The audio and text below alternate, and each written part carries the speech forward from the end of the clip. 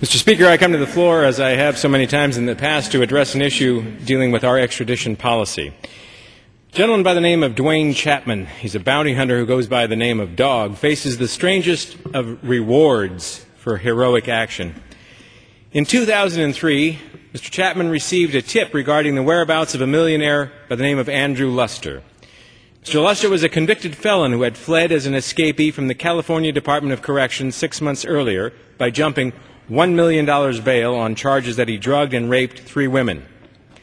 He was also on the FBI's most wanted list, convicted and sentenced to a term of 124 years of imprisonment in absentia for 86 counts of rape, drug, and weapons offenses. Mr. Chapman went to Mexico to act on this tip and was accompanied by a local Mexican police officer. He was also in communications with U.S. officials who were aware of his activities. Much to his credit, Mr. Chapman successfully located Mr. Luster and apprehended him.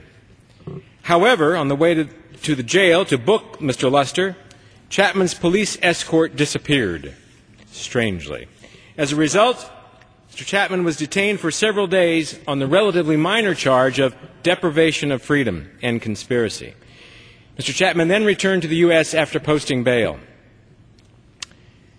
Thanks to the Dog, a serial rapist is now rightly serving a 124-year sentence, and the situation seemed to have worked out for the best. But now, years after the fact, it seems that the Mexican government is intent on extraditing and prosecuting Mr. Chapman.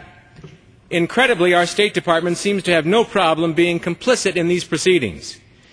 I've written the Department of Justice at least once and the Department of State several times, just asking them to justify what they've done. And I wanted to figure out exactly what their reasoning is for handling this specific case in this way. And there are a lot of legitimate questions. For instance, how is it possible that the Department of Justice would decide to use taxpayer resources to send U.S. Marshals to Hawaii to take Mr. Chapman into custody? This is an administration that routinely tells Congress that they cannot secure our borders and immigration system due to a lack of resources. We are told that the U.S. Attorney's Office in the border states are simply overwhelmed with cases and cannot prosecute all of the violations, even very serious ones. We are told that ICE can't possibly tackle the task of deporting illegal aliens from the interior of our nation. We are apparently supposed to accept the presence of roughly 100,000 criminal aliens inside our borders, a number that is growing every year, while the U.S. Marshals track down a successful bounty hunter instead. After formally apprehending Mr. Chapman and putting him into a bevy of new legal proceedings, the question of extradition is raised. Though my observations of this our extradition treaty with Mexico indicate that it is not absolutely binding, conventional wisdom has seemed that the treaty between the U.S. and Mexico requires Chapman's extradition. But it is just this, conventional wisdom. It is not part of the treaty, apparently. I'm not the only one to question whether extradition ought to proceed. One recent news story reported that although the U.S. and Mexico informally agreed to recognize trans-border captures by bounty hunters as extraditable offenses, this provision was never formally incorporated into the extradition treaty. The report indicates that this, quote, informal addition to the treaty came after bounty hunters' capture of a gentleman by the name of Humberto Alvarez Macian, a Mexican physician implicated in the torture and execution of a U.S. drug enforcement agent. Alvarez Macian maintained that his capture violated the U.S.-Mexico extradition treaty.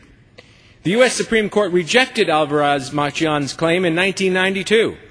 In the decision, Justice Rehnquist wrote that the treaty says nothing about the obligations of the United States and Mexico to refrain from forcible abductions of people from the territory of the other nation or the consequences under the treaty if such an abduction occurs. Quote, that's his quote.